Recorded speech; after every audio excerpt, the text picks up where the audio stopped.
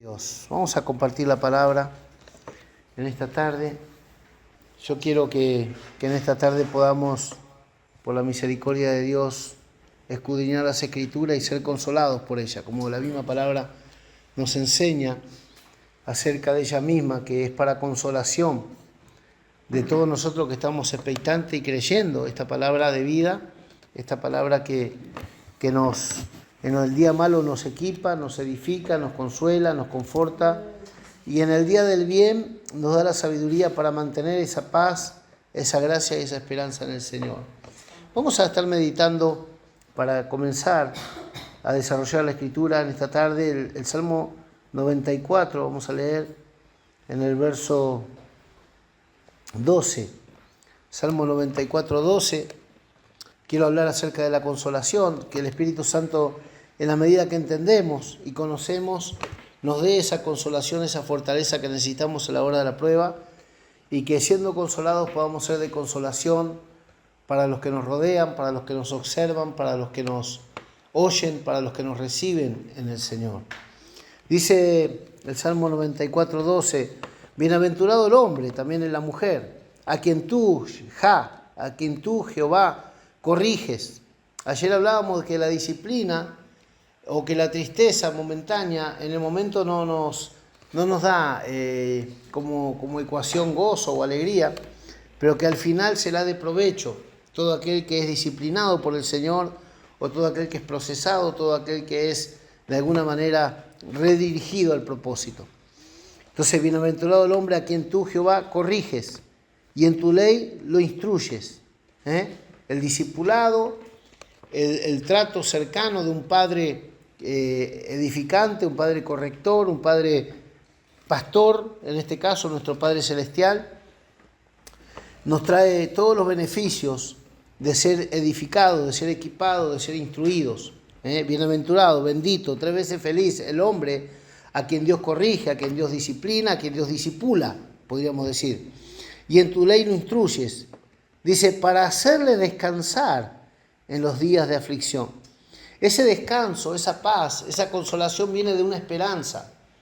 Viene de saber que nuestra integridad y de nuestra fidelidad a Dios da como resultado esa garantía de éxito, aun cuando todo es adverso, aun cuando tenemos todo en contra, aun cuando no vemos por ningún lado la salida. Salmo 94, 12. Bienaventurado el hombre a quien tú, Jehová, corriges y en tu ley lo instruyes, para hacerle descansar en los días de aflicción, en tanto que para el impío se cava el hoyo, porque no abandonará Jehová a su pueblo.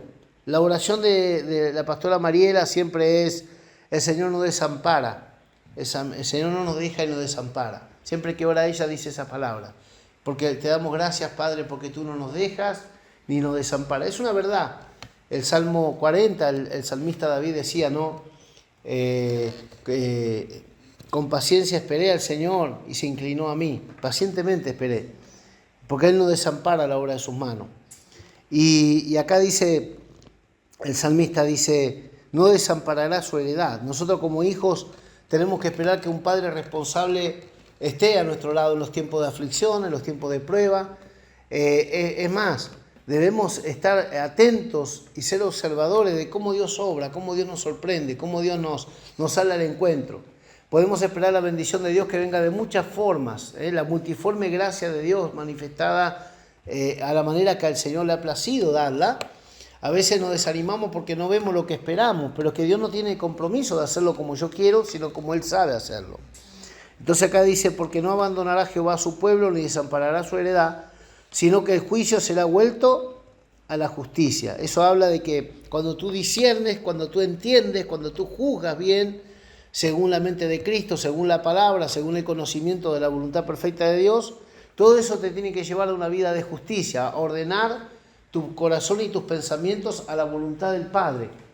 Cuando nosotros a veces estamos en un estado de paz, cuando toda la gente nos ve en un caos, y la gente dice que esta gente no es consciente, o qué le pasa, que no entiende que está mal, o no ve su realidad. No, es que el Señor nos está fortaleciendo, nos está consolando, nos está animando, nos está de alguna manera llevando en el hueco de su mano. Había una leyenda cuando yo me convertí al Señor, muy popular en la década del 90, había unos cuadros, ¿no?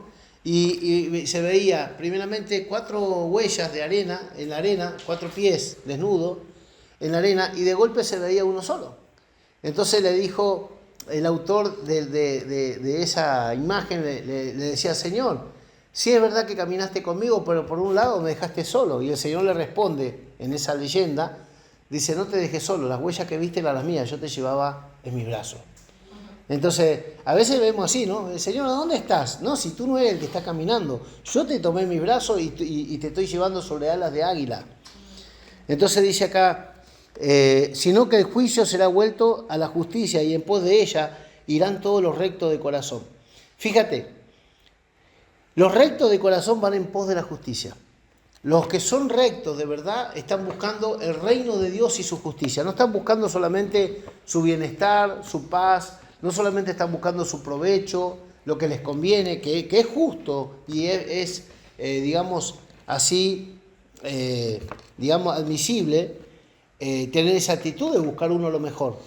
Pero al final, las personas que están buscando lo recto, lo puro, lo que son íntegros de corazón, buscan lo que es justo delante de Dios. Entonces, yo creo que es una forma de cortar los tiempos de angustia, el buscar lo que es justo delante de Dios. ¿Qué es lo justo delante de Dios?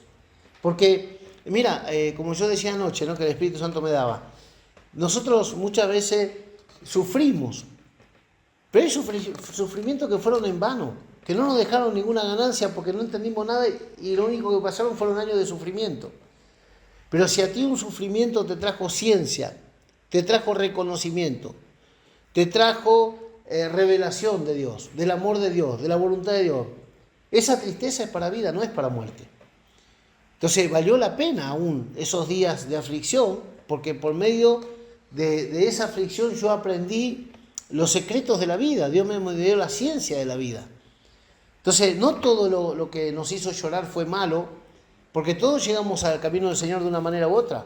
Llegamos con pruebas, con lucha, por consecuencia de pecado, por ignorancia, por fracaso, por dolores, por soledad, por lo que sea que el Señor nos trajo. Usó el Señor una excusa para traernos. Pero hay cosas que nos pasaron, como dice el apóstol Pablo, lo que a mí me ha pasado ha redundado más bien para el crecimiento del Evangelio, para la expansión del Evangelio. O sea, no todo lo que le pasó a Pablo Dios no estaba al tanto o Dios no fue permitido por Dios. Hay muchas cosas que Pablo pasó que eso después fue para fama y honra de Dios, por medio del testimonio de un mártir, por medio del testimonio de un siervo que no se quejó ni murmuró en el día de la prueba, sino que glorificó a Dios con humildad, y eso hizo que la gente se asombrara.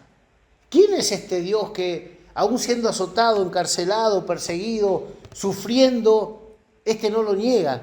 ¿Quién es este Dios que los cristianos en el tiempo de Roma eran perseguidos por el imperio romano y eran castigados y eran, digamos así, se los golpeaba, se los encarcelaba, se los tomaba y se los tiraba a las fieras, se los tiraba a los leones, a los cristianos? Dice la Biblia no dice la Biblia, dicen los historiadores, que los cristianos cuando eran tirados ahí en el Coliseo romano, que eran tirados para que se los devoren los leones, porque no querían negar a Cristo y no querían decir que Cristo no era su rey, sino que su rey era el César, dice que ellos se abrazaban, se consolaban, oraban a Dios y evitaban que muerdan al otro. Ellos se exponían para cubrir al otro. Y el león los despedazaba a todos, pero morían abrazados, morían unánimes, morían llorando y orando. Hoy el cristianismo que vemos es un cristianismo muy lejos de vivir ese nivel de padecimiento y ser fieles. Porque hoy, como dije el otro día, tenemos un discipulado que es teórico pero no práctico. No estamos entendiendo que Dios nos está entrenando, nos está pastoreando, nos está instruyendo y nos está preparando para producir un fruto por medio nuestro. ¿Y sabes dónde se muestra el carácter y dónde se muestra el fruto? En la tribulación. En una fiesta todos somos amigos, todos somos parientes, pero en el momento de la prueba ahí se ve verdaderamente quién es quién. Entonces, la tribulación es cuando nosotros mostramos fidelidad. cuando tú eres poco en lo fiel, no en lo mucho. Ahí nosotros estamos mostrando un carácter. Cuando somos esforzados y valientes, cuando otro no hace, cuando los demás se toman la licencia de no ser fieles. Y es cuando Dios te dice, sígueme tú. ¿A ti te importa esto? Cuando Jesús le habló a Pedro, le preguntó si lo amaba después de que lo había negado 3 veces y estaba Juan allí, el discípulo amado, que era el más pequeño de todos. Entonces después que el Señor le revela el propósito, y entonces Pedro dice, a mí me dijiste mi destino, pero ¿qué pasa con este? Que este también es tu siervo, este también es mi compañero de milicia, este también es tu discípulo. ¿Qué pasa con él? Y Jesús le dijo, ¿y a ti qué? Si yo quiero que él esté cuando yo vuelva, ¿qué te importa? Ven y sígueme tú. Entonces, ahí vemos cómo Dios, por un lado, tiene un propósito revelado para algunos, pero para otros se reserva el tiempo de la revelación porque tiene otros planes. Entonces yo no puedo esperar que todo el mundo al mismo tiempo que yo corra a lo que yo corro, porque no todo el mundo tiene el mismo entendimiento o la misma prisa o la misma diligencia o la misma gratitud hacia el Señor. Pero sé tú fiel en lo que Dios te ha revelado, en lo que Dios te ha confiado y lo que Dios te ha mostrado y cómo Dios te ha sido por padre hasta ahora. Y sé agradecido, sé fiel, honra esa fidelidad y Dios te va a premiar conforme a tu justicia, no conforme a la justicia de otro. Entonces nosotros no competimos con nadie sino con nuestra propia carnalidad. Nosotros no estamos comparándonos con nadie sino con nuestra propia vieja vida.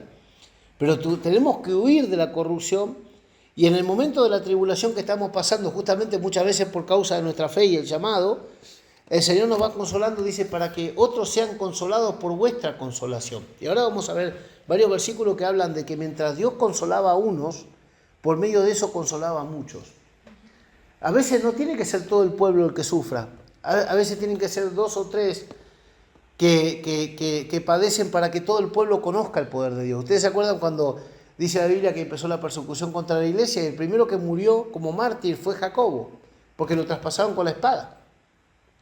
Después Esteban, apedreado, y así empezó una sucesión. ¿Pero qué pasó? Cada vez que algo pasaba venía un avivamiento, cada vez que alguien sufría persecución, los apóstoles venía que más pueblos se animaba, otros creían al Señor, Dios se glorificaba, venía una unción de milagros, porque nada se produce por producirse mientras todo el agua está quieta. Entonces cuando el enemigo quiere de alguna forma ponernos en apuro, ponernos en vergüenza, ponernos en derrota, el Señor sabe levantar bandera por el Espíritu Santo. Y va a hacer que el resultado de esa obra poderosa de Dios sea un testimonio para los que no creen y sea una consolación para los que están esperando una respuesta de parte de Dios. Acá dice, el juicio será vuelto a la justicia y en pos de ella irán todos los rectos de corazón. O sea, en medio de la tribulación, cuando el enemigo nos quiere cegar solamente con el problema, Dios va a hacer que los justos, los íntegros, las personas que tienen un nivel espiritual, procedan de una manera correcta como se espera de gente piadosa, de gente que conoce al Señor. La Biblia dice, el pueblo que conoce al Señor se esforzará y actuará. El que no conoce no va a hacer nada, pero el que conoce se va a esforzar y va a actuar en consecuencia de lo que Dios le instruyó y le enseñó. Salmo 94, 17.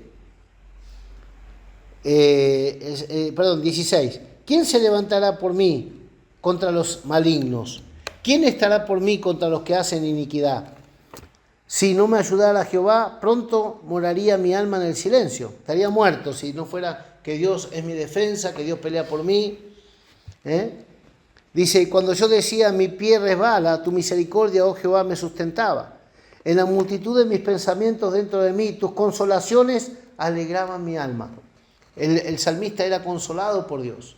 Y esta consolación le daba gozo. El gozo del Señor es nuestra fuerza en el momento de la tribulación. El gozo del Señor, la esperanza puesta adelante, es un motor, es un poder añadido que se nos da. Entonces dice, se juntará contigo el trono de iniquidades que hace agravio bajo forma de ley. Se juntan contra la vida del justo y condenan la sangre inocente. Mas Jehová me ha sido por refugio y mi Dios por roca de mi confianza. Y él hará volver sobre ellos su iniquidad, hablando de enemigos. y los destruirá en su propia maldad, los destruirá Jehová nuestro Dios.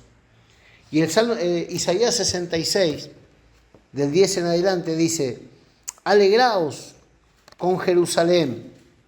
Esto nos habla el Señor a nosotros los gentiles, que nos alegremos con el pueblo de Israel en lo que ellos se alegraban en sus días, pero la palabra de Dios es hoy, es ahora, es vigente, y dice: alegraos con Jerusalén y gozaos con ella todos los que la amáis. Llenaos con ella de gozo todos los que os enlutáis por ella, para que maméis y os saciéis de los pechos de sus consolaciones. ¿Qué son los pechos de las consolaciones de Israel? Las palabras que Dios les habló por los profetas en la antigüedad. Son los pechos de consolaciones que consolaron al pueblo de Dios en la antigüedad, pero que hoy el mismo Dios que consoló a Israel es el Dios que está consolando también a la iglesia. Y hoy nosotros tenemos que consolarnos como ellos fueron consolados. Imagínate que nosotros no estamos en guerra, ellos vivían en guerra. Hoy ellos están en pie de guerra. La iglesia no está en una guerra natural, pero está en una guerra espiritual. Y la Biblia nos enseña que si, mira, los hebreos hoy, teniendo 60 naciones apuntándole en contra, maldiciéndolo, queriendo erradicarlo de la tierra, de la faz de la tierra, hacerlo desaparecer como nación, como linaje, como pueblo, ellos tienen vida cotidiana, ellos van a los restaurantes, ellos estudian, ellos se casan, ellos compran, venden, tienen negocios, ellos viajan. Parece irreal la vida que ellos llevan. ¿Cómo pueden vivir como cualquier otra sociedad en el mundo cuando ellos viven en la crisis, digamos, y siendo expuestos a una desaparición inminente? Porque alguien aprieta un botón y los hace desaparecer. ¿Y cómo puede ser que ellos sueñan, estudian, se preparan, compran casas, se ponen de novios, se casan, se embarazan, tienen hijos? ¿Cómo puedes tú tener una vida normal con esa realidad que te rodea? Y sin conocer a un Cristo glorificado, que ellos viven en el antiguo pacto. ¿Cómo pueden ellos tener sueños cuando lo que suenan son bombas? Cuando ellos se levantan a la mañana para ir a trabajar el día normal, están en un transporte público y está esa cúpula que tienen sobre su cielo, está rechazando, resistiendo toda bomba que se les tira para destrucción. Están respirando amenaza de muerte contra ellos, y ellos están soñando casarse, soñando cambiar de empleo, preparándose para un mañana. Tú ves en los videos las chicas jovencitas cuando salen, tienen un tremendo fusil, una ametralladora colgada en la espalda, una pistola. Los chicos a cierta edad ya van armados. Y tú dices: ¿cómo esta gente puede soñar, puede hacer vida normal, puede convivir con la muerte, casi respirándola, y al mismo tiempo edificar a futuro? Nosotros, por una mínima tribulación, muchas veces nos deprimimos, nos tiramos abajo, ya no queremos seguir, ya no queremos estudiar, ya no queremos seguir adelante, ya no queremos pelear por nuestro matrimonio, porque nos vemos abrumados por una situación. Tú piensas en un estado real, donde tú con tus ojos ves los edificios explotar, donde tú ves los heridos, los muertos, donde tú sabes que todo el mundo te aborrece, aún en las naciones, los judíos donde estén, los antisemitas los persiguen, los maldicen, los injurian, lo increpan, le hacen violencia. ¿Cómo hace ese pueblo para convivir con eso y tener gozo, estar gloriándose en su Dios en la medida que lo conocen, que no lo conocen en su totalidad, pero lo conocen en una medida, según el pacto antiguo, según la tradición y según lo que les han contado sus padres? Acá el Señor nos dice: alegraos con Jerusalén, Isaías 66, 10, y gozaos con ella todo lo que la amáis, llenaos con ella de gozo. O sea, si ellos se pueden gozar a pesar de esa tribulación, tú hoy también te tendrías que gozar, conociendo un Cristo que ellos no conocen. Si ellos se pueden alegrar y tener esperanza cuando viven un Dios de épocas pasadas, porque hoy ellos no tienen una relación con Dios como la tenemos nosotros. Ellos todavía están aferrados a una tradición. Sin embargo, encuentran motivo para gozarse por la fidelidad de Dios en la antigüedad, por la historia, por cómo Dios los libró de tantos enemigos durante tanto tiempo. Y ellos están cobrando fuerza y fe. Y yo he visto, por ejemplo, que ellos escriben versículos bíblicos, salmos, proverbios, profecías en los misiles. o en los aviones de guerra, y escribe y tiene un lema de una palabra. Que no quiere decir que sea así, porque hoy nuestra lucha no es contra carne y sangre, sino contra principados y potestades, como ayer hablaba Priscila, pero la realidad es que ellos todavía se están recordando la victoria pasada y sacan fuerza para hoy. Nosotros tenemos un Dios vigente, tenemos un Cristo que mora en nuestro corazón, tenemos la unción del Espíritu Santo, tenemos la presencia de Dios que nos renueva, nos consuela, nos bendice, nos fortalece, nos confirma en el pacto. Es mucho más lo que nosotros tenemos que lo que tienen los israelitas. Los israelitas andan por vista, nosotros andamos por fe. Los israelitas andan por tradición, nosotros andamos por revelación. Israel anda por las costumbres aprendidas de antes, nosotros andamos por la esperanza puesta delante. Nosotros tendríamos que estar por encima de esta experiencia que ellos tuvieron. ¿Se acuerdan cuando David traía el arca allí a Jerusalén y dice la palabra que él danzaba y se despojó de la ropa y danzaba y llegó a un clima de alabanza David, hasta el punto que perdió a su esposa, que no estaba de acuerdo con ese tipo de gozo? Pero ¿qué significó para David traer el arca otra vez a Jerusalén? Él había sentido el dolor de la pérdida de la presencia. Y mandaron aquel arca donde la presencia de Dios se manifestaba y donde estaba escondido una vara de Aarón florecida sobrenaturalmente. Estaba el rollo de la ley y estaba el pan, el maná. Y ese cajón, que era el lugar donde estaban, se llama el arca del testimonio, se la encajaron a Obed-Edom, que era un gentil. Era un hombre que no era hebreo, pero se lo llevaron ahí. Y dice la Biblia que en 90 días, porque ese hombre aceptó, de prepo, pero aceptó, albergó el arca del pacto, ni él sabía lo que era esa arca del testimonio. Dice la Biblia que 72 personas de su familia fueron salvadas en 90 días. Y dice la Biblia que él y toda su genealogía quedaron ya en el templo como adoradores y servidores de Jehová, cuando ellos no tenían derecho, porque Obed-Edom significa siervo, Obed es siervo, y Edom significa un falso dios. Y Obed-Edom, el nombre era siervo de Edom, siervo de un Baal. Pero cuando David le puso el arca en su casa, transformó su vida y transformó su familia. 72 personas se salvaron, porque él en 90 días tuvo en su casa el arca del pacto. Nosotros tenemos algo más grande que el arca, tenemos al Dios mismo en nuestro corazón. Imagínate lo que tiene que producirse. Entonces acá dice: todos los que la amáis, llenaos con ella de gozo todos los que os salutáis por ella, para que maméis y os hacéis de los pechos de sus consolaciones, para que bebáis y os deleitéis con el resplandor de su gloria. El resplandor de la gloria de Israel hoy es Cristo. Dice la palabra que Cristo resplandeció en nuestros corazones. Cristo es la imagen de Dios, la imagen visible del Dios invisible. Cristo es la imagen del Padre, y dice que Cristo resplandeció en nuestros corazones, nos sacó de la oscuridad y nos trasladó del imperio de las tinieblas al imperio de su luz admirable.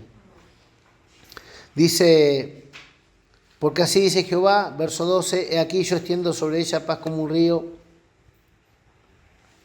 Verso 12, sí, porque así dice Jehová, he aquí yo extiendo sobre ella paz como un río, y la gloria de las naciones como torrente que se desborda, y mamaréis, y en los brazos seréis traídos. Y ahí antes hablé de esa imagen que se veía primero 4 huellas en la arena del mar, y después 2, y aquel le preguntó al Señor: Señor, ¿en qué momento me dejaste solo? Que no me di cuenta, no entendí que me habías dejado solo.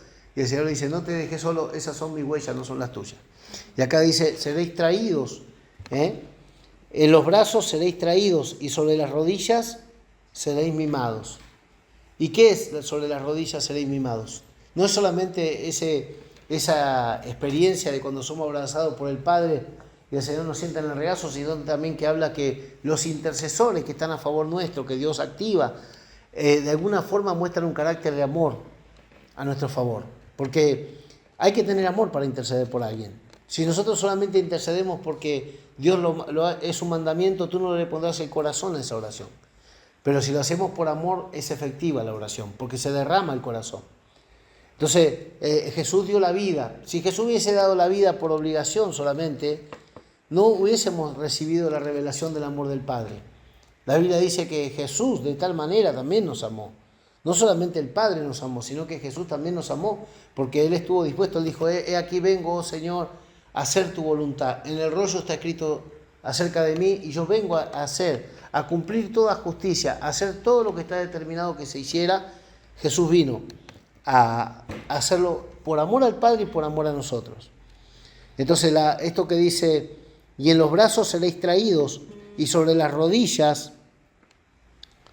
seréis mimados, como aquel a quien consuela a su madre, así os consolaré yo a vosotros, y en Jerusalén tomaréis consuelo, y veréis, y se alegrará vuestro corazón, y vuestros huesos reverdecerán, como la hierba, y la mano de Jehová para con sus siervos será conocida, y se enojará el Señor contra sus enemigos, contra los enemigos de su siervo. El Señor va a tomar venganza de nuestros enemigos. No hablo de gente, hablo de demonios, hablo de principados, hablo de hombres fuertes, de patrones espirituales en la familia, en la ciudad, en la nación, donde sea. Ahora vamos a Mateo capítulo 5, verso 3. En el monte de las bienaventuranzas, Jesús acá declarando lo que es verdaderamente importante. Hablábamos ayer de lo que era precioso. Hablábamos de lo que era la verdadera bendición. El miércoles creo que era que hablábamos la bendición de Jehová es la que enriquece, que es lo precioso, que es lo valioso en verdad. La gente está fascinada por el espíritu del mundo. Mateo 5.3. La gente está fascinada por el espíritu del mundo, porque el espíritu del mundo lo que hace es fascinarnos, captar nuestra atención, embriagarnos de caprichos, de seducción, nos muestra un oasis, ¿no? De cosas que de alguna forma nos atrapan, nos esclavizan, porque son cosas, vanidades que el enemigo nos ofrece cuando Dios ya nos dio esas cosas. Yo me pregunto, ¿el diablo qué me puede ofrecer que Dios no me haya dado? ¿Te has preguntado alguna vez qué te puede ofrecer Satanás que el Señor en Cristo no te haya dado? Muchas veces mujeres buscan fuera de su esposo satisfacción en un hombre, no solamente sexualmente, sino en cobertura, en comprensión, en cariño, en respeto, porque no lo encuentran. Pero nosotros no tenemos esa experiencia mala de muchas personas, sea hombre o mujer, que buscan satisfacer su necesidad fuera de la relación marital, sino que nosotros tenemos un Dios que todo lo suple, que todo lo sacia, que todo lo cubre, que todo lo colma, que todo lo da. Y lo dio anticipadamente sin que nosotros se lo hayamos pedido. Todo nos fue dado en Cristo. Entonces acá dice la manera de obtenerlo, dice Jesús en el monte de la bienaventuranza, dice en el verso 3 de Mateo 5, dice, bienaventurados los pobres en espíritu, porque de ellos es el reino de los cielos. Fíjate, la humildad, pobre en el espíritu no significa una persona que es carente de nada, sino que una persona que no es vanagloriosa, que no está rica en su carne, sino que es una persona que es humilde de corazón. Bienaventurados los humildes de corazón. Acá dice, bienaventurados los pobres en espíritu. Pobres en espíritu para ser enriquecidos por Dios. Entonces hay dos tipos de pobreza, como hay dos tipos de tristeza. Hay una pobreza que es miserable, es la condición miserable del ser humano, como el Señor denunció una de las iglesias en Apocalipsis, cuando le dijo, tú te crees rico, pero eres pobre, ciego, miserable, desventurado y desnudo. 5 adjetivos le dio el Señor a aquella iglesia, que no tengo la nota acá de cuál era, pero hay una de las iglesias, de las 7 iglesias de Apocalipsis, que el Señor denuncia que era desventurada, que era pobre, que era ciega, que era desnuda, ¿no? Entonces, acá el Señor dice, bienaventurados los pobres en espíritu. No habla de esa pobreza, de desventuranza, de ceguera, no, habla de gente que, aún teniendo de qué gloriarse, no se gloria en la carne, sino que se humilla y dice, Señor, tú eres mi gloria. Y esa actitud de humildad hace que la persona sea dichosa, feliz, bendita, bienaventurada, porque de ellos es el reino de los cielos. Fíjate, vaciarnos de nuestro yo atrae el reino, la justicia del reino y el poder del reino. Después dice el verso 4, bienaventurados los que lloran, porque ellos recibirán consolación. Claro, cuando nosotros primeramente nos vaciamos de nosotros y después nos declaramos necesitados y dependientes de la gracia de Dios, dice, ahí estás en el punto de ser bendecido, de ser saciado, de tener una experiencia sobrenatural con el Padre a quien tú oras y de quien tú esperas. Bienaventurados los que lloran, porque ellos recibirán consolación. Bienaventurados los mansos, porque ellos recibirán la tierra por heredad. Bienaventurados los que tienen hambre y sed de justicia, porque ellos serán saciados. Bienaventurados los misericordiosos, porque ellos alcanzarán misericordia. Bienaventurados los de limpio corazón, porque ellos verán a Dios. Bienaventurados los pacificadores, porque ellos serán llamados hijos de Dios. Bienaventurados los que padecen persecución por causa de la justicia, porque de ellos es el reino de los cielos. Bienaventurados sois cuando por mi causa os vituperen, os persigan y digan toda clase de mal contra vosotros mintiendo. Gozaos y alegraos, porque vuestro galardón es grande en los cielos, porque así persiguieron a los profetas que fueron antes de vosotros. Vosotros sois la sal de la tierra, pero si la sal se desvaneciere, ¿con qué será salada? Entonces ahí habla, ¿no? Imagínate, si nosotros que estamos cerca del Señor, que conocemos al Señor en una medida, que fuimos llamados por Dios, que se nos dio una vida nueva, se nos dio un espíritu nuevo, se nos dio un testimonio, se nos dio una revelación. Si nosotros no estamos dando la talla de lo que se espera de gente de fe, de gente consciente de un Dios de gloria, de un Dios de poder, de un Dios de santidad, si nosotros no podemos estar a la altura en el día de la prueba, entonces nosotros no estamos siendo ni de luz para los que están ciegos, ignorando al Señor que servimos, y tampoco podemos ser de consolación, de fortaleza, de esperanza, de testimonio, porque el tema de la sal habla de eso, ¿no? La sal condiciona lo que lo rodea. Ustedes ven cuando cae nieve que tiran sal en las carreteras para derretir la nieve. Ustedes ven que, por ejemplo, la sal preserva los alimentos, la carne, y la sal tiene otra característica, que yo la vivía cuando vendía helado. Hervíamos 1 kilo de sal gruesa en una botella de Coca-Cola, la disolvíamos y la congelábamos, y esa sal preservaba el frío, te hacía una piedra de hielo y te duraba todo el día, porque la sal hervida con el agua, la sal gruesa, hace que se preserve, que dure más tiempo, se hace un hielo seco. Fíjate cuántas cosas tiene la sal, que muchas veces nosotros no nos damos cuenta. ¿Por qué Jesús dijo que nosotros éramos la sal? Porque tú condicionas donde estás. Si tú te encuentras con pecado, tú condicionas ese pecado con tu santidad.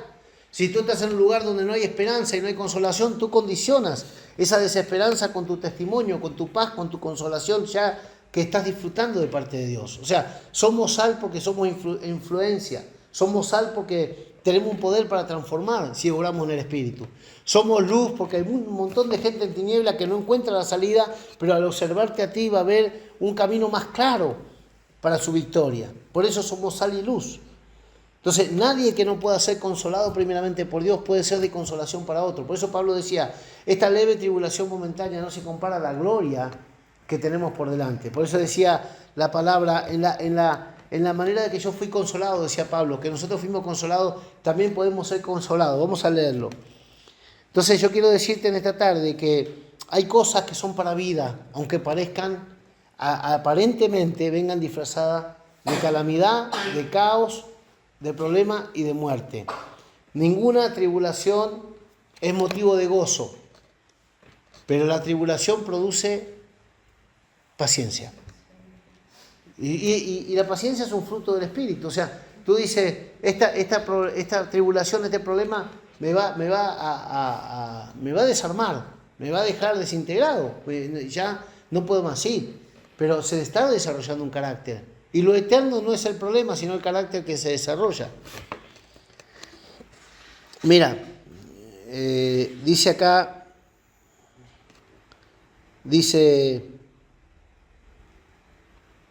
vamos a leer en la carta a los Romanos, capítulo 15, verso 4 al 7, Romanos 15, del 4 al 7. ¿Cuánto están entendiendo? Sabe que lo que nos pasa por fuera, hay cosas que quizás nosotros no las podamos cambiar, sino orando a Dios. Pero lo que te pasa por dentro, en medio de esa crisis, es lo que Dios produce, es lo que Dios cambia. Mira, Romanos 15, 4 al 7. Porque las cosas que se escribieron antes, fíjate, hemos hablado palabra, testimonios que Israel vivió, palabras que Jesús dio, a los contemporáneos, pero también nos dejó a nosotros, porque la palabra del Señor es eterna. Y acá dice en la carta a los romanos, hablando el apóstol Pablo a la iglesia en Roma, dice Romanos capítulo 15, verso 4 al 7, porque las cosas que se escribieron antes, para nuestra enseñanza se escribieron. Fíjate, ¿para qué se escribió lo que se escribió? Para nuestra enseñanza. Como decía el Salmo 94, para entrenarnos, para discipularnos, para disciplinarnos por la palabra, para llevarnos a un entendimiento, para darnos luz, para equiparnos, para desarrollar un testimonio y un carácter en nuestra vida. Dice, porque las cosas que se escribieron antes, claro, si las creemos, si las meditamos, si las ponemos por obra, si las encarnamos, se escribieron a fin de que por la paciencia y la consolación de las mismas escrituras, la misma palabra que Dios nos da para tener una esperanza puesta delante, a fin de que por la paciencia y la consolación que la escritura produce en nuestro corazón, tengamos esperanza. Fíjate, todo un proceso interno. No está diciendo que el problema se va a ir por como arte de magia. Está diciendo, mira, en esta leve tribulación momentánea no se compara con la gloria venidera que Dios te va a dar al desarrollar en tu vida un carácter. Porque Dios nos está preparando para algo. Dios nos está perfeccionando para poder ser luz y sal, para ser efectivo, para ser de bendición. Que Dios te va a dar al desarrollar en tu vida un carácter. Porque Dios nos está preparando para algo. Dios nos está perfeccionando para poder ser luz y sal, para ser efectivo, para ser de bendición, para ser de testimonio a otro. Dice el verso 5, pero el Dios de la paciencia y de la consolación os dé entre vosotros un mismo sentir según en Cristo Jesús. Entonces, ¿qué pasa si una persona está entendiendo en una medida, un poquito? Bueno, mira, Dios me está dando madurez por medio de esto, me está dando paciencia, me está haciendo desarrollar el amor, me está mostrando la fragilidad de lo que es el ser humano, etcétera, etcétera. Pero tú no encuentras eco que otros están entendiendo lo mismo. Entonces, hasta que otros no entiendan lo mismo, no se va a producir esa plenitud de bendición para que Dios permite tales cosas. Entonces, todo nos beneficia en la medida que entendemos, no solamente que pasamos las cosas. Hay personas que pasan cosas y es como si no hubiesen pasado nada y en vano padecieron, en vano sufrieron, en vano lloraron, en vano se privaron de cosas, en vano. Imagínate cuando lleguen los musulmanes al gran trono blanco un día y digan, no, nosotros hacíamos Ramalá. ¿Y quién te pidió el Ramalá? Imagínate cuando lleguen los budistas, no, nosotros nos pegábamos con látigo en el lomo y no comíamos y nos íbamos a una montaña al silencio. ¿Y quién te pidió eso? ¿Y cuánta gente está haciendo sacrificios que no son al Dios verdadero? ¿Cuánta gente, como dice el Cantar de los Cantares, cualquiera que quiera dar su vida por este amor, quedará en ridículo, quedará en vergüenza, porque nadie puede pagar este amor que hemos recibido en Cristo.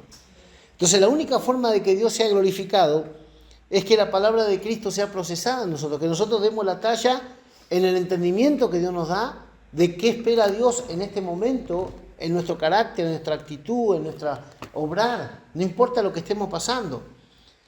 ¿Te das cuenta? Yo ahora tengo que aprender a ser padre de un hombre casado, que no es lo mismo que ser padre de un chico en tu casa. Entonces, hoy yo ya tengo que hablar y tengo que ser de inspiración para mi hijo y tengo que ser un padre para su esposa y tengo que ser un modelo de matrimonio para ellos. O sea, cada vez la vida nos va exigiendo más. Pero se supone que Dios nos está dando el tiempo de ir progresando, de ir creciendo espiritualmente, de ir perfeccionándonos para no ser tropiezo a los que vienen atrás. Pero hay una demanda.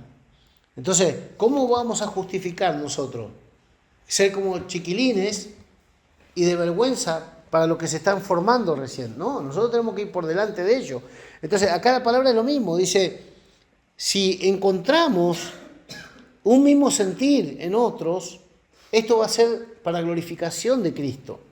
Si no encontramos eco en lo que Dios está procesando en nuestra vida, nosotros vamos a tener la recompensa, pero no le va a aprovechar a los que están viendo. Tú imagínate cuántos años hace que le estamos testificando a un montón de gente, familia, amigos, y la gente no responde. Ahora, ¿tú perdiste la bendición por testificar? No, ellos se pierden la bendición por no creer. Entonces, a la medida que se entiende, esto aprovecha. Si no se entiende, aunque vivas, aunque seas testigo, aunque lo veas, no te va a aprovechar. ¿Qué le aprovechó a los que vieron a Jesús, a los que tocaron a Jesús, a los que recibieron un milagro de Jesús y no entendieron en lo espiritual? quién era Jesús. Se llevaron la sanidad, pero no se llevaron la salvación. Entonces, así le pasa a la gente que nos rodea. Podemos orar por ellos, Dios los puede bendecir. Pero hasta que no entiendan, hasta que no haya un mismo sentir, no da el provecho total por el cual Dios envió a Jesús. Entonces acá dice, las cosas que se escribieron antes para nuestra enseñanza se escribieron a fin de que por la paciencia y la consolación de esta escritura, o sea, la escritura nos tiene que traer paciencia y nos tiene que dar la consolación y la esperanza de lo que Dios ha prometido que lo vamos a obtener. Pero si no se desarrolla en nosotros un carácter en el día de la prueba, por la esperanza puesta delante de nosotros, no nos extendemos hacia adelante y no pagamos el precio, no se va a producir ese poder interno que actúa en los creyentes. Porque si no estamos dispuestos a la vida del Espíritu, aunque yo esté pasando lo que esté pasando, aunque la gracia de Dios está arriba de mi cabeza, no lo voy a bajar. Es como tener una nueva actualización para el móvil y no darle OK. Es lo mismo. Te quedas con el móvil retrasado cuando otros están disfrutando de otras aplicaciones porque no te renovaste en el espíritu de la mente. Entonces, pero el Dios de la paciencia, y esto era el deseo de Pablo, el Dios de la paciencia y de la consolación os dé entre vosotros un mismo sentir. Ese mismo sentir habla de la esperanza, habla de la fe, habla de la buena disposición de corazón. Pero también el mismo sentir tiene que ver con sobrellevar uno la carga del otro. Hoy yo hablaba con una prima mía y me decía, no, porque cuando alguien te habla de su problema, todo, te transmite su carga, su mala energía, te chupa la energía. Bueno, ellos lo entienden así, pero algo de verdad hay. Porque tú cuando recibes una mala noticia, ¿no te carga el corazón? ¿No te trae una aflicción cuando ves que alguien está sufriendo, cuando alguien está en un problema, no te duele? ¿Qué pasa cuando nosotros tenemos un problema? Nos gustaría que los demás también se duelan por nosotros, nos pregunten cómo estamos, qué sentimos, si necesitamos algo. Bueno, debe haber ese sentir que hubo en Cristo, no mirando lo suyo, sino mirando lo de los demás.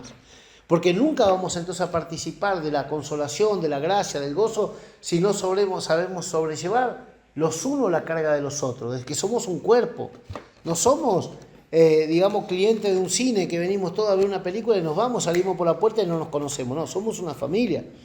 Entonces acá dice, el Dios de la paciencia y la consolación os dé entre vosotros un mismo sentir. Porque cuando tú tienes el problema, pero tú encuentras eco en personas que te comprenden, que tienen el amor de Dios, que tienen la carga para orar, que tienen el sentido de la unidad, es más fácil, es más llevadero todo. Hay del solo, dice la Biblia. Entonces hay mucha gente que pasa lo mismo solo. Nosotros tenemos la bendición de poder estar en familia, de poder estar en cuerpo, de poder estar en unidad, porque eso hace que todo sea más llevadero, porque ya no es uno el que lleva la carga, somos unos cuantos. Entonces acá dice, para que unánimes a una voz glorifiquéis al Dios y Padre de nuestro Señor Jesucristo. Mira, el Señor dice, mira, cualquier prueba que te venga, si tú tienes esta actitud de humildad, si tienes esta fe, esta rectitud, este corazón, este sentido de cuerpo, vas al final, con los que se unen en ese espíritu, Dios va a obrar y ustedes van a glorificar como una sola persona a Dios, porque Dios haya obrado. Para que unánimes a una voz glorifiquéis al Dios y Padre de nuestro Señor Jesucristo. Por tanto, recibíos los unos a otros, como también Cristo nos recibió para gloria de Dios. Y acá está hablando de recibirnos como estamos.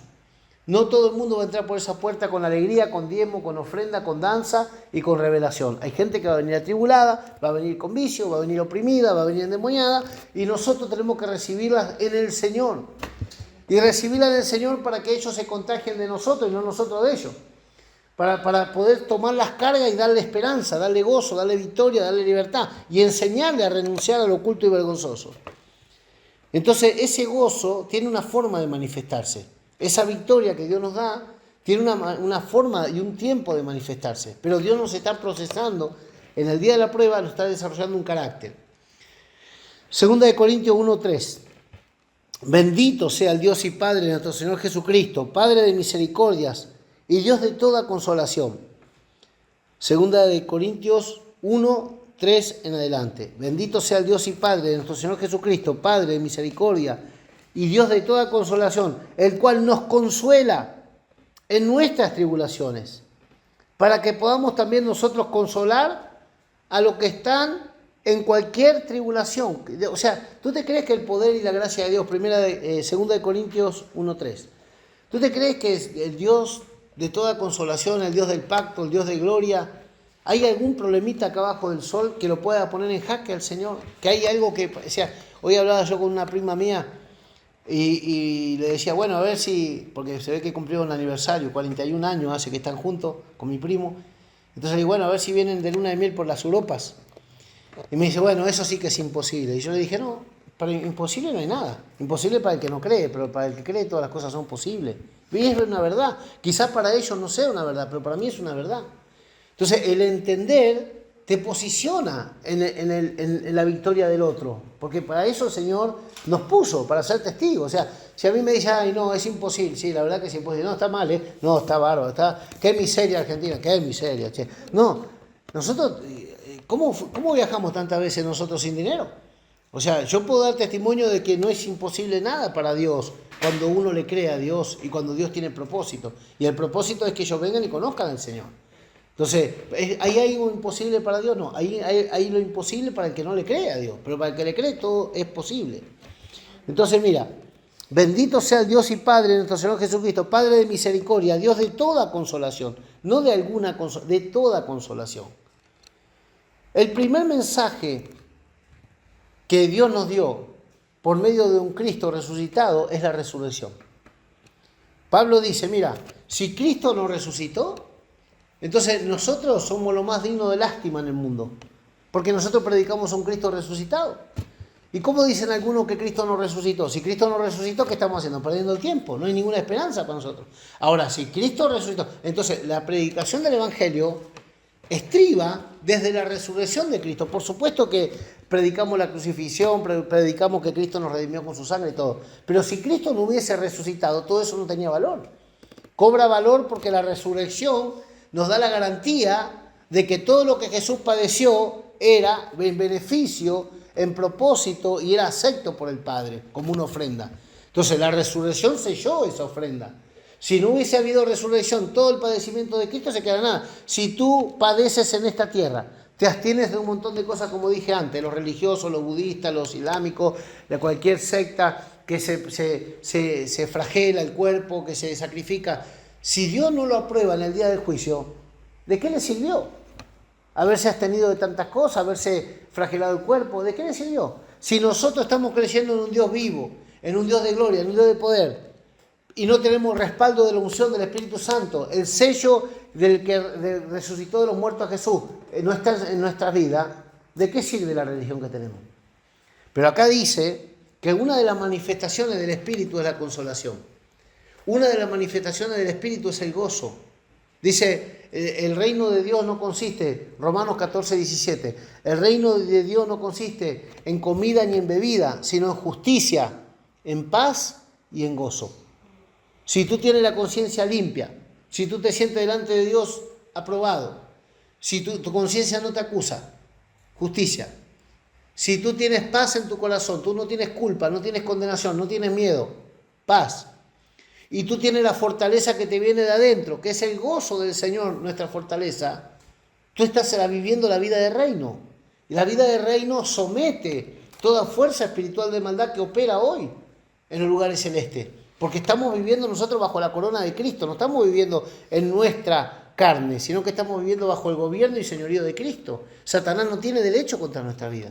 Entonces nosotros en una vida de reino, en un entendimiento como embajadores de reino en la tierra, dice acá, el cual nos consuela en todas nuestras tribulaciones, verso 4 de Romanos, de 2 de Corintios 1, el cual nos consuela en todas nuestras tribulaciones para que podamos también nosotros consolar a los que están en cualquier tribulación.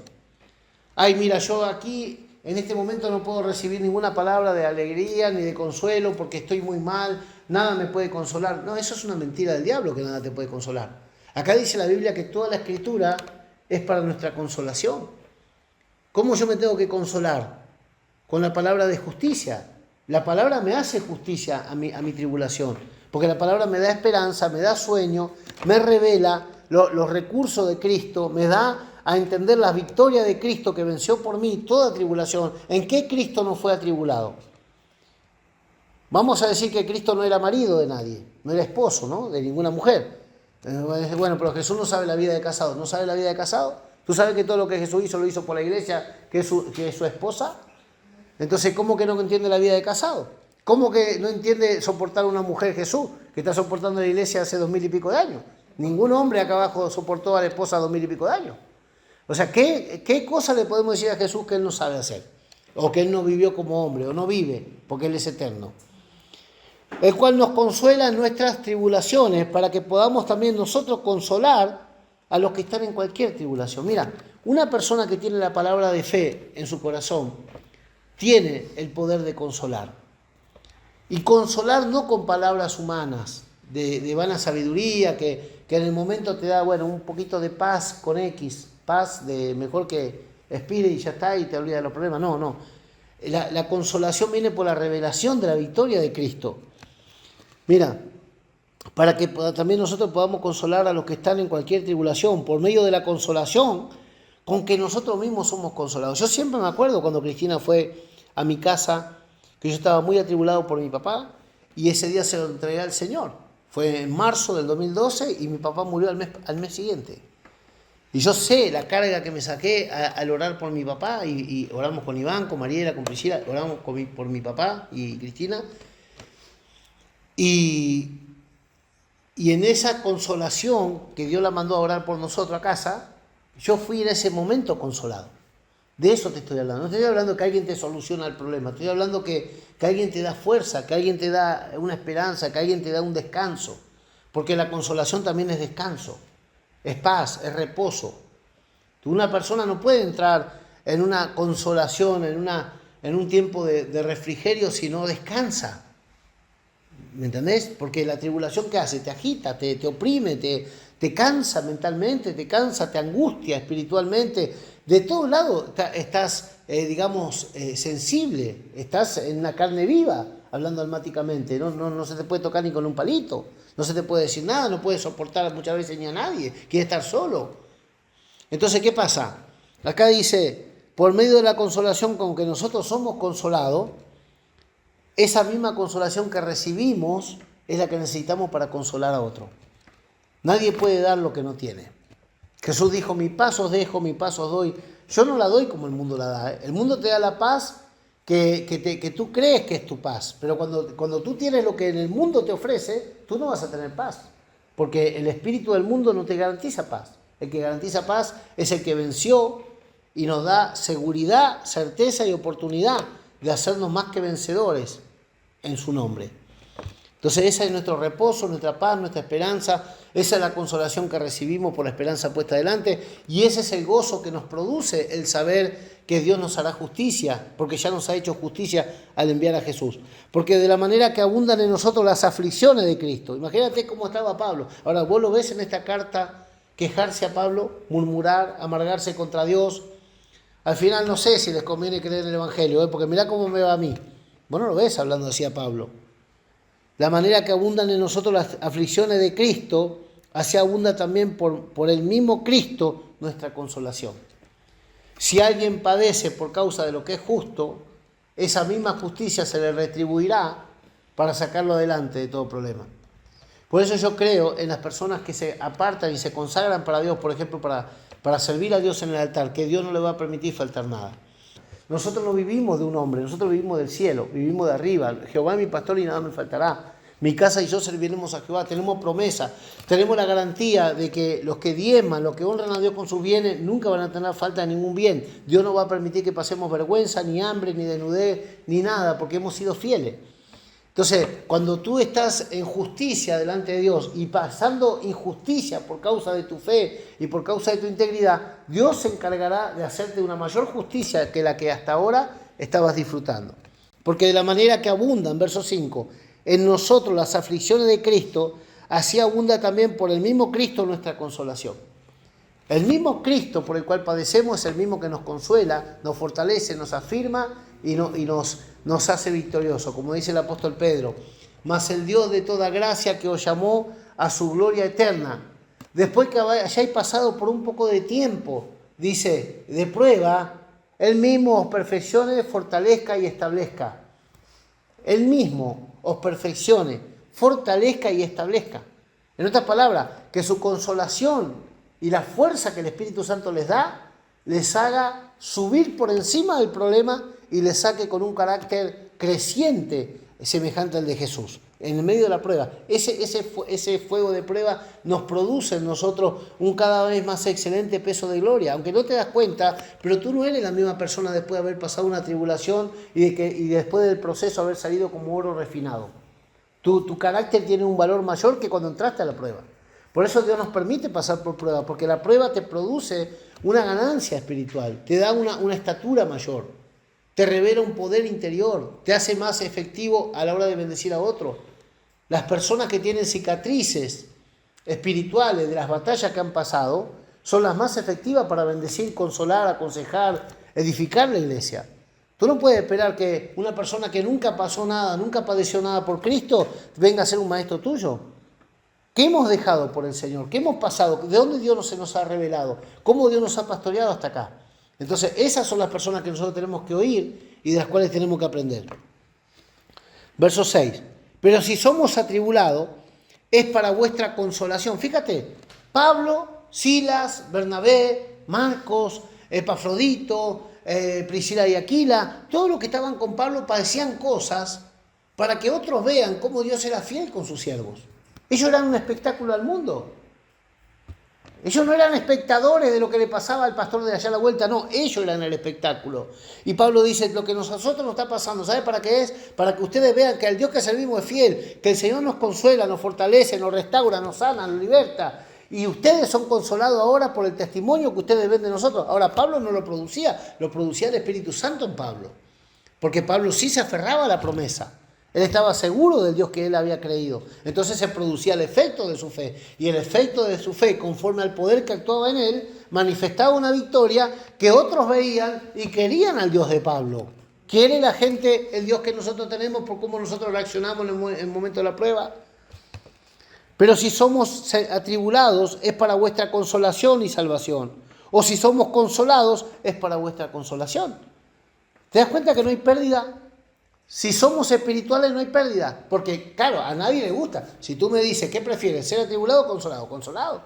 Pero que acá dice que aún en la tribulación podemos ser un testimonio para otro, por nuestra esperanza puesta adelante, por nuestra actitud de fe, por nuestra paciencia y por nuestra perseverancia, por nuestra fidelidad en el día de la crisis. La gente te está observando, la gente está viendo cómo, la gente no va a poder evitar pensar en que como tú, con muchos más problemas que ellos, te mantienes vigoroso, firme, fiel a Dios, y ellos con mucho menos problemas no pueden darle gloria a Dios ni gracias a Dios por la paz, por la salud, por la economía, por lo que sea que tienen. Y Dios le concede sin tanto problema, y uno que está buscando la justicia de Dios tiene que pasar 1000 luchas, pero el Señor dice que por medio de la lucha de los hombres y mujeres espirituales, otros son enseñados, aconsejados, consolado, fortalecido en su fe y tiene un testimonio para salvación y para vida. Pero si somos atribulados es para vuestra consolación y salvación. O si somos consolados es para vuestra consolación y salvación. La cual se opera en el sufrir las mismas aflicciones que nosotros también padecemos. Y vamos a terminar con esto. Cuando Dios quiso salvar al mundo, envió a su Hijo y lo tuvo que quebrantar, como el mundo era quebrantado. Jesús participó en nuestros dolores. Jesús no podía ser un autor de salvación sin conocer lo que nos pasa.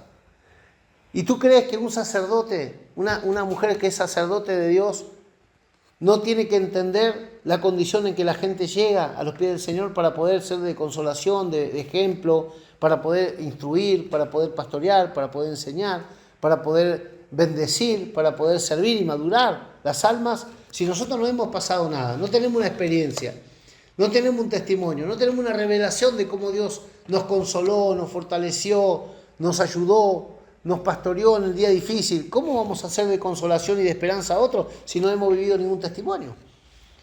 Entonces nosotros vamos delante de muchos y los que van delante siempre son los que tienen que pagar el precio, ¿no? Antes éramos hijos, ahora somos padres, después somos abuelos, y siempre cuanto más nos graduamos, más ejemplo tenemos que dar, porque todos nos están viendo una gran nube de testigos que viene atrás. No es la misma responsabilidad de la abuela que de la niña, de la nietita. Entonces, en el mundo espiritual es lo mismo. Nosotros, Dios nos exhibe. de una forma u otra tú eres un testimonio, para tropiezo o para salvación, pero somos un testimonio. Es para vuestra consolación y salvación, la cual se opera. ¿Qué se opera? Consolación y salvación se opera, dice acá. La cual se opera en el sufrir las mismas aflicciones que nosotros también padecemos.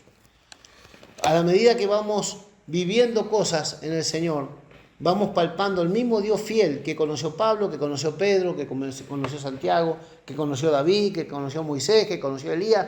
Tú lo vas conociendo porque ellos pasaron por cosas. Elías, después de haber matado a 800 y pico profetas, 850 creo que eran, la amenaza de una mujer lo mandó a una cueva. Ay, Señor, quítame la vida. ¿Qué te pasa acá? ¿Qué haces aquí escondido, Elías? Ay, no, es que le tuve miedo a Jezabel, mira lo que me pasó. Yo solamente he quedado. ¿Cómo que quedaste tú solo? Yo tengo 7.000 más. ¿Quién te dijo a ti? Tú te sientes así, pero tú no eres el único.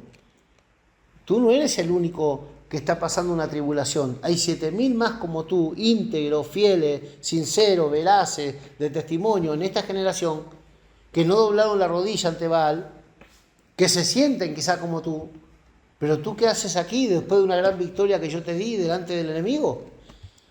Entonces el Señor le dio una segunda comida. Y muchas veces, hasta que nosotros no experimentamos, porque ayer yo hablaba de haber cambiado Jacob el nombre a Israel, donde él se apropió del ángel, no lo soltaba hasta que no lo bendiga, pero no solamente el Señor nos da un nuevo nombre, sino que nos da una nueva dieta.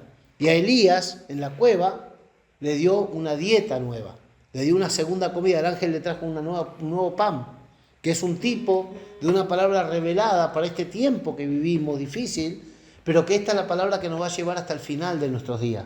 Porque nosotros hemos conocido en parte al Señor, en parte vemos, en parte profetizamos. Pero llega un momento donde la tribulación se hace tan fuerte que necesitamos conocer al Dios del pacto, al Dios de la palabra, al Dios que nos sustenta, al Dios del maná. Y Dios vuelve a enviar su ángel y vuelve con una palabra renovadora que nos da esa fuerza. Cuando el ángel le dio a Elías, ahí junto al arroyo, le dio ese pan, dice que lo mandó a ungir un rey y lo mandó a ungir a un profeta. Lo mandó a confirmar y le dio el poder y la autoridad para que Jezabel sea cortada. Le dio el poder y la autoridad para levantar un rey nuevo que sustituya a Acab. Entonces, en los momentos de nuestra debilidad, Dios nos hace más fuertes. En los momentos de nuestra tribulación, Dios nos levanta en el poder del Espíritu. Pero tenemos que dejarnos levantar. Eso es como cuando estamos en la playa, yo no sé nadar, ¿no? Entonces yo me aprovecho del envión que me da el agua, porque yo no sé nadar. Otros van y nadan contra la ola y dan pirueta y los surfistas. Yo no, yo necesito que venga un empujón y me saque el agua. Y en el Espíritu es así. En el Espíritu, y cuanto más resistimos la vida del Espíritu, más parece que nos ahogamos. Pero cuando tú te sueltas, los que saben nadar, ¿qué hacen? Se sueltan. Y se dejan llevar por la corriente del agua. Entonces, nosotros, si bajamos los brazos, nos lleva la corriente del mundo, del pensamiento natural. Pero si nos soltamos en la mano de Dios, el Espíritu Santo nos saca a flote. Nos vuelve a levantar. Yo estaba viendo un video estos días, un muchacho estuvo como 10 días, sobrevivió a un naufragio, estuvo como 10 días y lo encontraron de casualidad, un barco que pasaba por ahí. Y yo pensaba, mientras veía desde arriba, se veía, ¿no?, la imagen de un puntito allá. Él solamente se tenía que encargar de respirar, pero él dependía del recurso que tenía en su cuerpo para sobrevivir 10 días sin comer. No sé cómo lo hizo, no sé cómo sobrevivió. No sé si te dormiría con la boca abierta para tomar el agua del rocío, no sé cómo hizo, pero sobrevivió y lo rescataron.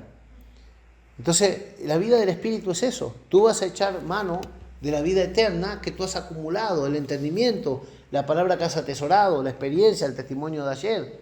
Por eso es importante nosotros no perder la memoria. Jesús dijo: haced esto en memoria de mí cada vez que os reunáis, para acordarte de la obra que yo hice y de que mi venida está pronto. Nos dejó la Santa Comunión, la Santa Cena. Pero no es solamente el momento de la Santa Cena. Continuamente tenemos que estar recordando lo que Jesús hizo y lo que Jesús prometió hacer, que es venir por nosotros. Entonces, la consolación es nuestra esperanza es nuestro gozo es nuestra victoria. Termino. Entonces dice Filipenses capítulo 2, verso 1 y 2. Con esto oramos. Dice: por tanto, si hay alguna consolación en Cristo, Piensa en el problema que cada uno estamos y piensa, ¿habrá una consolación en Cristo para el problema que tengo? ¿Cuál es el problema que tengo que yo no pueda encontrar consolación en Cristo? El problema más grande es la muerte a resolver. Ya está resuelta porque Dios nos dio vida eterna. De ahí para abajo, ¿cuál es el gran problema que tenemos que no se podría resolver por el poder de Cristo? Eso tenemos nosotros que enfrentar y plantearnos contra los pensamientos que nos vienen en contra, a desanimar, a atribular, a hacernos desfallecer. ¿Qué problema me puede venir a mí que yo no pueda resolver? Claro, voy a sufrir, voy a llorar, voy a padecer, pero ¿qué problema me puede plantear la vida, el diablo, la circunstancia que Cristo ya no haya resuelto en la cruz del Calvario y en la resurrección de vida? ¿Cuál es el problema el más grande problema? Vamos a decir que a mí me detectan una enfermedad terminal. Pablo que decía, para mí el vivir es Cristo y el morir es mejor que el vivir en Cristo, es ganancia. O sea, si tú empiezas a combatir por la palabra de la consolación todo argumento carnal que se levanta contra el conocimiento de Dios en nuestra vida, derribando todo argumento que se levanta para el conocimiento de Dios no te florezca, entonces tú vas a tener victoria, no solamente sobre un estado de ánimo, sino sobre las circunstancias, según el poder que actúa en ti y en mí. ¿Cuál es el poder que actúa en nosotros? El poder de la revelación de Cristo y su victoria. Entonces, nos presentamos ante un demonio, nos presentamos ante una enfermedad, nos presentamos ante una crisis económica, nos presentamos ante un problema familiar, nos presentamos ante un estado. Si el enemigo logra sacarme la esperanza, el gozo y esa confianza que tengo en la revelación de Cristo, sí que estoy derrotado. Pero te digo una cosa, que aunque el enemigo atente contra esas tres cosas, si yo he sido sabio y me he mantenido en comunión con mis hermanos, si he sido sincero, si he sido humilde para dejarme enseñar, dejarme llevar las cargas en oración por otro, he abierto mi corazón, he comentado mi debilidad, mi situación, mi crisis, y he buscado en amistad y en unidad, unánimes, sobrellevar los unos la carga a los otros, aunque yo no tenga ninguna esperanza, mi esperanza está en Dios y en los que le sirven a mi alrededor. Porque el Señor me trae sobre alas de águila. Porque el Señor me toma en sus brazos por medio de la iglesia también. Entonces, no hay forma. El Señor ya diseñó nuestra victoria y ya la logró por nosotros. Termino. Por tanto, si hay alguna consolación en Cristo, si hay algún consuelo de amor, si hay alguna comunión del Espíritu, medita en este versículo solo y vas a ver cuánta esperanza Dios nos da por medio de esto. Alguna consolación en Cristo, algún consuelo de amor, si hay alguna comunión del Espíritu, si hay algún afecto entrañable. Ahí habla confianza, renuevo, fortaleza, consuelo, esperanza, y después habla de amor. Nosotros cuando estamos en un lugar donde nos sentimos acogidos, nos sentimos amados, nos sentimos respetados, es como que nos recreamos. Podemos pasar cualquier momento duro, pero nos recreamos en ese momento, en ese estado de confianza y de seguridad que nos da, por ejemplo, las relaciones saludables, hablando una misma cosa, un mismo entendimiento. Entonces dice acá, si hay alguna comunión del Espíritu, si hay algún afecto entrañable, alguna misericordia, dice Pablo, completen mi gozo, sintiendo lo mismo. O sea, Pablo estaba atribulado, pero tenía gozo. Pablo estaba en tremendo problema, pero tenía esperanza. Pablo tenía un montón de enemigos, pero Pablo tenía un amigo que podía con toda la enemistad que tenía contra él por causa de Satanás. Y le dice, mira, yo estoy con gozo. ¿Ustedes quieren completar mi gozo? Sientan lo mismo. Yo tengo que crecer. Y la única forma de crecer es crecer por medio también de los que me oyen, de los que me reciben. Si sentimos toda una misma cosa, ya no soy un hombre en un entendimiento, somos un cuerpo en un entendimiento. Que se multiplique esa gracia de revelación, que se multiplique ese gozo, esa paz, esa esperanza en el creer, esa consolación por la Escritura, que se multiplique, que se derrame sobre todo su mismo sentir. Eso es lo que Pablo oraba. Completar mi gozo sintiendo lo mismo, teniendo el mismo amor, unánimes sintiendo una misma cosa. Estos dos versículos hay que leerlos 50 veces. Porque lo que el Espíritu está produciendo no quiere que José sea el súper espiritual y los demás sean todo enanos de circo, no. La voluntad de Dios es que todos crezcamos, que todos lleguemos a la unidad de la fe, que todos vayamos en pos de la estatura perfecta de Cristo. Todos, no uno, todos. Desde el más chiquito hasta el más grande de la iglesia, todos podamos sentir lo mismo, tener la misma certeza, la misma confianza, porque Dios no hace excepción de personas. Dios nos ama a todos como hijos, nos ama a todos igual en Cristo. No es que me vea a mí diferente a ti, no. A mí me pone la imagen de Cristo delante y a ti te pone la imagen de Cristo delante. A todos nos ve en Cristo, no nos ven nosotros. Dios no sabe lo que es un argentino, un nicaragüense, un hondureño, no. Dios sabe lo que es Cristo. Y cuando Él nos mira en Cristo.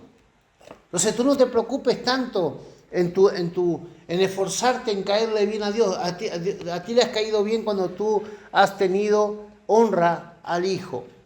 Porque el que honra al Hijo, honra al Padre. El que ve al Hijo, ve al Padre. Y el que recibe al Hijo, recibe al Padre. Vamos a orar. Gloria al Señor. Damos gracias a Dios por su palabra que es de consolación y fuerza a nuestras vidas.